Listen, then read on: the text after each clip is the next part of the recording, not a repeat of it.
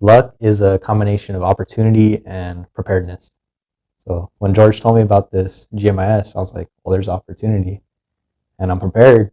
So I'm gonna go, right? So I go to GMIS in September. It's a big conference.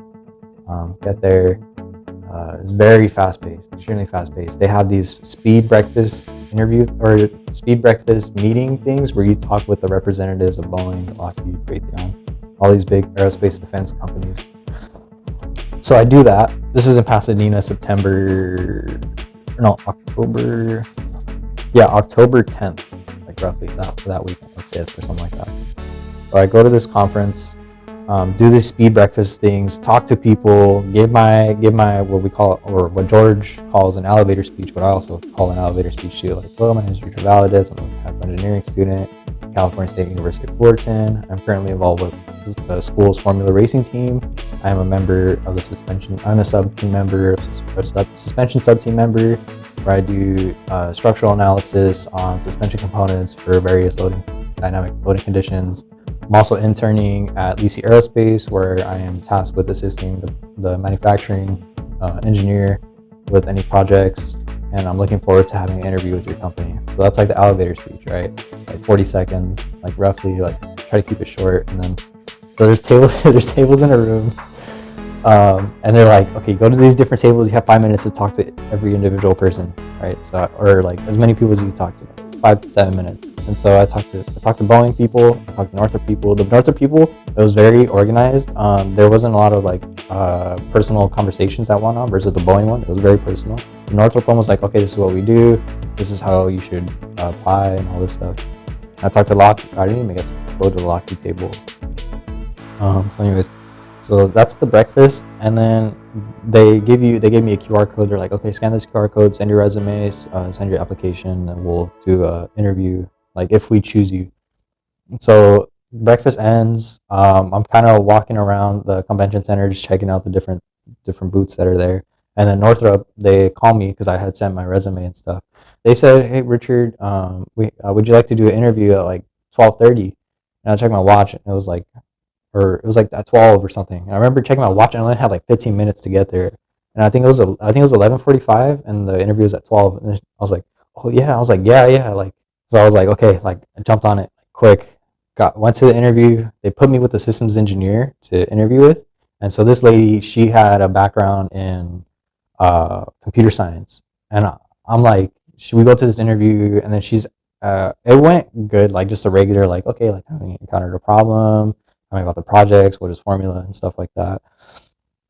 And so it went good. And then she started to ask me about systems engineering stuff, and I was like, oh, I'm mechanical. And she asked me about like softwares, like do I know C++ and Python? And I'm like, not really. I know MATLAB pretty good. And then she's like, oh, okay. So just those questions, like I felt like I was like, oh man, like I didn't get this one because I don't know any C++. But what really helped, I think what really helped in this interview was after the interview was done, since I felt like I didn't get the job, I was like, okay, well, let me ask. So they asked if I have any questions. I was like, okay, well, let me ask, like, what would make me a better candidate for a position at Northrop? And I think she wasn't. I think that she wasn't expecting that question.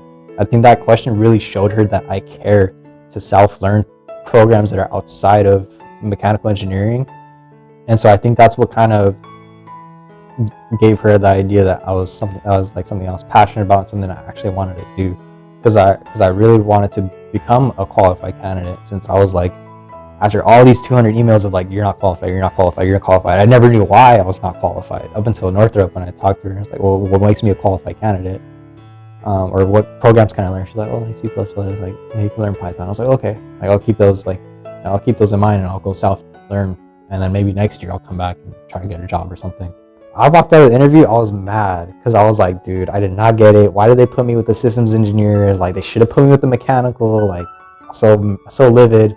And then so I get a call back, and they're like, oh, like, hey Richard, like, we have some good news for you. Like, can you make it back to the Northrop booth? And so I go back to the Northrop booth, like, oh, like, sit here, wait for so and so. I'm like, okay. So I'm sitting there. I'm like, okay, well, good news, right? So I probably got an offer, and lo and behold, like, I did get an offer.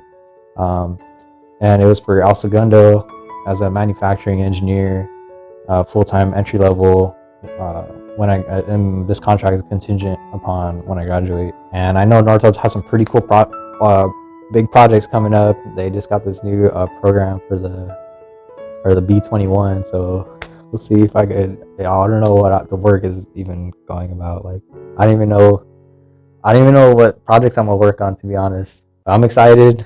Can't wait. Oh, dude. Oh my god, bro. I was having like a freaking anxiety attack going to the conference. Yeah. Oh my god, dude. So I was like on my way to the conference, and I was so nervous. I was sitting in traffic in Pasadena because it was passing. I was sitting in traffic.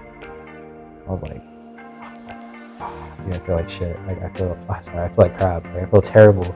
And I'm like, I think I'm gonna throw up. And then so I reach in the back. I try to find something to throw open.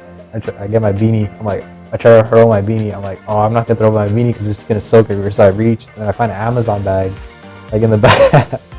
I found like those like foam plastic bags that they sell. I found it. I was like trying to throw up in the bag. I was just like stressing so hard, but it was like middle of traffic trying to throw up, and I was trying to drive and throw up. I was like, fuck it.